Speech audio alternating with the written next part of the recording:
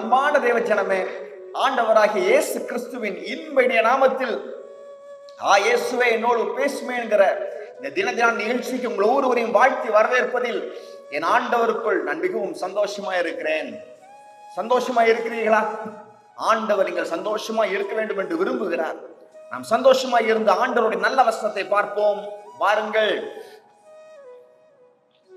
லூக்கா 21:19 வசனம். உங்கள் பொறுமையினால் உங்கள் ஆத்துமாக்களை காத்துக்கொள்ளுங்கள். ஆண்டோட வசனம் சொல்லுகிறது, நீங்கள் பொறுமையாய் இருந்து உங்கள் ஆத்துமாக்களை காத்துக்கொள்ளுங்கள். ஹல்லேலூயா. வாழ்க்கையில பிரச்சனை இருக்கிறதா? ஆண்டவர் சொல்லுகிறார், பொறுமையை காத்துக்கொள்ளும் பொழுது உன் முடிவு நல்லா இருக்கும்னு சொல்றார். வாழ்க்கையில கஷ்டப்பட்டு கொண்டிருக்கேன் பிரதர்னா, ஆண்டவர் சொல்லுகிறார், உங்கள் முடிவு நன்றாக இருக்கும். அதற்கு நீங்கள் பொறுமையாக இருந்து கர்த்தர் உங்களுக்கு கொடுக்கிற நல்ல முடிவை பாருங்கள். ஹல்லேலூயா. யாக்கோபு 5:11 சொல்லுகிறது, இதோ பொறுமையாய் இருக்கிறவர்களை பாக்கியவான்கள் என்கிறோமே. யோபின் பொறுமையை குறித்து கேள்விப்பட்டிருக்கிறீர்கள், கர்த்தருடைய செயலின் முடிவையும் கண்டிருக்கிறீர்கள். கர்த்தர் மிகுந்த உருக்கமும் இரக்கமுள்ளவராய் இருக்கிறாரே. பொறுமையா இருக்கிறவங்க யார் தெரியுமா? ஏமாளிகள் கிடையாது. பொறுமையா இருக்கிறவர்கள் ஒண்ணும் தெரியாதவங்க கிடையாது. பொறுமையா இருக்கிறவர்கள் பரிசுத்த வேதம் சொல்லுகிறது பாக்கியவான்கள். நீங்க எப்போ பாக்கியவான்களா இருப்பீங்க? பொறுமையா இருக்கிறவங்களா இருக்கும் பொழுது. ஹல்லேலூயா. ஆமா, அப்போ நீங்க பொறுமையா இருக்கும் பொழுது கர்த்தருடைய செயலின் முடிவை பார்க்க முடியும். கர்த்தர் உங்க வாழ்க்கையில கிரியை செய்து கொண்டிருக்கிறார். God is at work in your life. ஆனா நீங்க அவருடைய செயலின் முடிவை பார்க்க விரும்பினால் என்ன செய்யணும்? பொறுமையா இருக்கணும். ரியாக்ட் பண்ணக்கூடாது. சிச்சுவேஷன் அகைன்ஸ்ட்ல வரும்போது ஒவ்வொன்றுக்கா ரியாக்ட் பண்ணக்கூடாது. பொறுமையா இருங்க. ஆண்டவர் கிரியை செய்து கொண்டிருக்கிறார். அவர் ஒர்க் பண்ணி கொண்டிருக்கிறார். ஹல்லேலூயா. ஆமா, யோபு 2:9-10 வாசித்து பாருங்கள். நான் வாசிக்கிறேன். அப்பொழுது யோபுவின் மனைவி அவனை பார்த்து, நீர் இன்னும் உம்முடைய உத்தமத்தில் உறுதியாய் நிற்கிறீரோ? தேவனை தூஷித்து ஜீவனை விடும் என்றால், அதற்கு அவன், நீ பைத்தியக்காரி பேசுகிறது போல பேசுகிறாய். தேவன் கையிலே நன்மை பெற்ற நாம் தீமையும் பெற வேண்டாமோ என்றான்.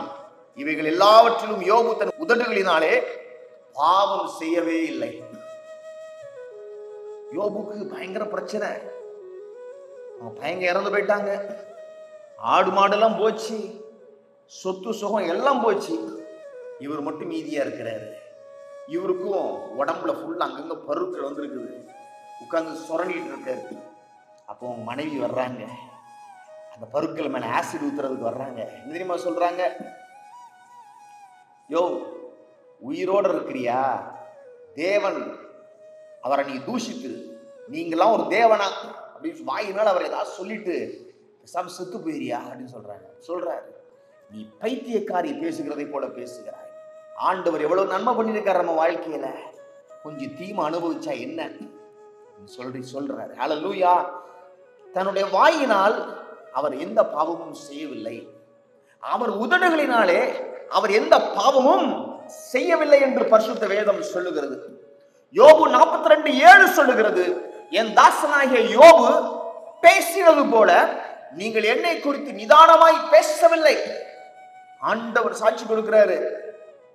தம்பிமார்களே, யோபுடைய நண்பர்களே, யோபு நிதானமா என்னை குறித்து பேசினான். ஹல்லேலூயா. அவன் பேஷண்டா இருக்கான். வேர்ட்ஸ் எல்லாம் கால்குலேட்டடா இருக்குது. பொறுமையா பேசினான். அத மாதிரி நீங்க பேசுற. ஹல்லேலூயா. நீங்க நிதானமா பேசுறீங்களா ஆண்டவரை குறிச்சு? இல்லனா இவரெல்லாம் என்ன ஆண்டவர் அந்த மாதிரி பேசுறீங்களா? உங்க வார்த்தை தேவனை குறித்து நிதானமா இருக்க வேண்டும். உங்கள் பிள்ளைகளை குறித்து, கணவனை குறித்து, பெற்றோர்களை குறித்து, உங்களை சுற்றி இருக்கிற எல்லாரை குறித்தும், வேலை பார்க்கிற ஸ்தலத்தில் இருக்கிற ஜனங்களை குறித்து உங்க வாயிலிருந்து பிறக்கிற வார்த்தைகள் எப்படி இருக்கணும்? நிதானமா இருக்கணும். சட்டுப்புட்டுன்னு பேசக்கூடாது. ஹல்லேலூயா, ஹல்லேலூயா. எஸ், அப்படி நீங்க இருக்கும் பொழுது என்ன தெரியுமா நடக்கும்? ஆண்டவர் உங்க வாழ்க்கையில கிரியை செய்து கொண்டிருக்கிறாரே, அவருடைய செயலின் முடிவு என்று ஒன்று உண்டு, அவருடைய செயலின் துவக்கம் என்று ஒன்று உண்டு, அவருடைய செயலின் முடிவு என்று ஒன்று. அந்த முடிவு உங்களுக்கு நல்லா இருக்கும், உங்க வாழ்வின் முடிவு நல்லா இருக்கும், உங்க எதிர்காலம் நல்லா இருக்கும். இப்ப நீங்க பொறுமையா இருக்கும் பொழுது. ஹல்லேலூயா. யோபு 42:10 சொல்லுகிறது, யோபு தன் சிநேகிதருக்காக வேண்டுதல் செய்த போது கர்த்தர் அவன் சிறையிருப்பை மாற்றினார். யோபுக்கு முன்னிருந்த எல்லாவற்றை பார்க்கிலும் இரண்டத்தனையாய் கர்த்தர் அவனுக்கு தந்துரளினார். ஆண்டவர் யோபு பார்த்து சொல்றாரு, எப்பா உன் ஃப்ரெண்ட்ஸ்க்கா ஜெபம் பண்ணு சொல்றாரு. யோபு ஜெபம் பண்றாரு, ஃப்ரெண்ட்ஸையும் ஆண்டவர் மன்னிச்சிட்டாரு. யோபுடைய சிறையிருப்பை ஆண்டவர் மாற்றினார். தன் நண்பர்களுக்காக அவர் ஜெபித்த பொழுது யோபுவின் சிறையிருப்பை ஆண்டவர் மாற்றினார். கர்த்தருடைய செயலின் முடிவு யோபு வாழ்க்கையில நல்லா இருந்தது. எல்லாவற்றிலையும் இரண்டத்தனையாய் கொடுத்தார். எல்லாமே 2 டைம்ஸ் கொடுத்து ஆண்டவர் ஆசீர்வதித்தார். எதெல்லாம் இழந்தாரோ எல்லாவற்றையும் 2 மடங்காக யோபு பெற்றுக்கொண்டார். இதான் கர்த்தருடைய செயலின் முடிவு. பொறுமையான யோபுக்கு நல்லா இருந்தது. நீங்கள் பொறுமையா இருக்கும் பொழுது கர்த்தருடைய செயலின் முடிவு உங்க வாழ்க்கையில நல்லா இருக்கும். சங்கீதம் 105:19 வாசிக்கிறேன். கர்த்தர் சொன்ன வார்த்தை நிறைவேறும் அளவும் அவருடைய வசனம் யோசேப்பை புடமிட்டது. ஹல்லேலூயா. யோசேப்பை அவருடைய வார்த்தை புடமிட்டது. யோசேப்புக்கு அவருடைய வார்த்தை கனவின் மூலமாக வந்தது. அவருடைய பிரதர்ஸ்லாம் அவருக்கு சல்யூட் கொடுத்து பணிந்து கொள்ற மாதிரி பார்த்தாரு. கனவு பார்த்து அடுத்த நாளே எல்லாம் மாறல. ஹல்லேலூயா. அது பார்த்து முடித்த பின்பதாக பிரச்சனைகள் வந்தது. ஹல்லேலூயா. ஆமா, பிரச்சனைகள் வரும் பொழுது ஆண்டவர் சொல்லுகிறார், இந்த பிரச்சனைகள் உங்க லக்குக்கு நேராக உங்களை கொண்டு போய் சேர்க்கும்.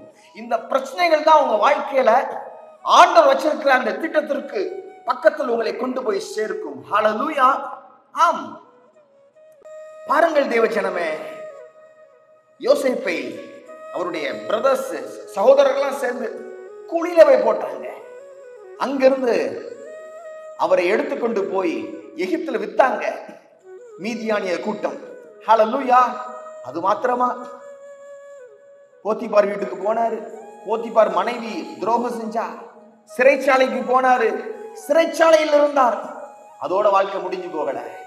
சிறைச்சாலையிலிருந்து பார்வோனின் கோர்ட்டுக்கு போனாரு. ஹல்லேலூயா. ஆம், பார்வோனுக்கு ஒரு கனவு வந்தது. அது யாரான எக்ஸ்பிளைன் பண்ண முடியல. இந்த மனுஷனுக்கு தேவ ஞானம் இருந்தபடினால் இவர் அந்த கனவின் அர்த்தத்தை சொல்லுகிறார். ஹல்லேலூயா. அதன் மூலமாக முழு எகிப்துக்கு, முழு உலகத்திற்கு அந்த காலத்தில் அவர் அதிபதியாக மாறினார், பார்வோனுக்கு அடுத்த ஸ்தானத்தில். ஹல்லேலூயா. வாசிக்கிறேன் சங்கீதம் 105:20-22. ராஜா ஆளனுப்பி அவனை கட்டவிழ்க்க சொன்னான். ஜனங்களின் அதிபதி அவனை விடுதலை பண்ணினான். தன் பிரபுக்களை அவன் மனதின்படி கட்டவும், தன் மூப்பர்களை ஞானிகளாக்கவும், அவனை தன் வீட்டுக்கு ஆண்டவனும் தன் ஆஸ்திக்கெல்லாம் அதிபதியுமாக்கினான். பார்வோன் சொல்றாரு, அவனுடைய கட்டை அவிழ்த்து கூட்டுவாங்கப்பா. யார் அந்த எபிரேய பிள்ளை ஆண்டான்? அவனை கூட்டி கொண்டு வாங்க. எல்லாம் வேக வேகமா போறாங்க. பார்வோனுடைய வேலைக்காரங்க போய் சவரம் பண்ணிக்கொண்டு ஷேவ் பண்ணிட்டு வர்றாரு. யோசேப்பு வந்து பார்வோனுக்கு முன்பதாக நிற்கிறார். இவர் சொல்றபடிதான் எகிப்துல எல்லாரும் கேட்கணும்னு சொல்லிட்டாரு பார்வோன். ஹல்லேலூயா. என்னுடைய எல்லா பினான்சஸ்க்கும் நீ தான் என்ன ஸ்டூவர்டா இருக்க போற, உக்ரானக்காரனா இருக்க போற அப்படின்னு பார்வோன் சொல்ற. ஹல்லேலூயா. ஆண்டவர் நினைச்சாருன்னா ஒரு ராத்திரியில ஒரு இமைப்பொழுது உங்க நிலைமையை மாத்தி, ஹல்லேலூயா, ஒன்றுமில்லாத நிலைமையில் இருந்து உங்களை சிகரத்துக்கு கொண்டு போக வைக்க அவரால் முடியும். ஹல்லேலூயா. இன்னைக்கு சொல்றீங்களா கஷ்டப்பட்டு கொண்டிருக்கிறேன்ட்டு? இந்த கஷ்டத்துல உண்மையா இருக்கிறீங்களான்னு ஆண்டவர் பார்த்து கொண்டே இருக்கிறார். நீங்க உண்மையா இருக்கும் பொழுது ஆண்டவர் உங்களை இந்த நிலைமையிலிருந்து சிகரத்துக்கு கொண்டு போக உண்மை உள்ளவராய் காணப்படுகிறார். உண்மை உள்ளவராய் காணப்படுகிறார். ஹல்லேலூயா. அதனால் கவலைப்படாதீங்க. ஆண்டவர் சொல்லுகிறார், யோசேப்பை உயர்த்தினேன், உன்னையும் உயர்த்துவேன். யோபுடைய சிறையிருப்பை மாற்றி எல்லாவற்றிலும் இரண்டத்தனையாய் கொடுத்தேன், உனக்கும் அப்படியே செய்வேன். பொறுமை உள்ளவர்கள் பாக்கியவான்கள், அவர்கள் கர்த்தருடைய செயலின் முடிவை காண்பார்கள். நீங்க கர்த்தருடைய செயலின் முடிவை பார்க்கணும். ஹல்லேலூயா. நாம் ஜெபிப்போம். ஆண்டவரே, பொறுமையாயிருக்க செய்யும் ஆண்டவரே. சாத்தான் எங்களை சோதனைக்கு உட்பட பண்ண எப்படியாச்சு முயற்சி செஞ்சு கொண்டு இருக்கிறான்ப்பா. 24 மணி நேரமும் சாத்தானுடைய வேலை தன்னுடைய எதிராளிகளாகிய ஊழியக்காரர்களே, இயேசுராஜாவுடைய பிள்ளைகளே குற்றம் சொல்ல அவன் அலைந்து திரிந்து கொண்டு இருக்கிறான். ஹல்லேலூயா. அவனுக்கு எங்களிடத்தில் ஏதும் கிடைக்காதபடி எங்கள் ஆத்துமாக்களை தப்புவியும் ஆண்டவரே. பொறுமையினால் எங்கள் ஆத்துமாக்களை நாங்கள் தப்புவித்துக் கொள்ள எங்களுக்கு அனுகிரகம் செய்யும். இயேசு கிறிஸ்து கடைசி காலத்தின் உபத்திரவ நாட்களை குறித்து பேசும் பொழுது இந்த காரியத்தை சொன்னார். பொறுமையாயிருந்து உங்கள் ஆத்துமாக்களை தப்புவித்துக் கொள்ளுங்க. ஹல்லேலூயா. இது கடைசி காலமா இருக்கிறது. பொறுமையாயிருந்து நம்ம ஆத்துமாக்களை தப்புவித்துக் கொள்வோம். தேவனுடைய ஆசீர்வாதங்களை பெறுவோம். தேவ ஜனமே, உங்களை நான் ஆசீர்வதிக்கிறேன். நன்றி செலுத்துகிறேன் இயேசுவே. நன்றி செலுத்தி இந்த ஜெபத்தை எங்கள் நண்பர் இயேசு கிறிஸ்துவின் நல்ல நாமத்தில் எடுக்கிறோம் எங்கள் வல்ல பிதாவே. ஆமென், ஆமென்.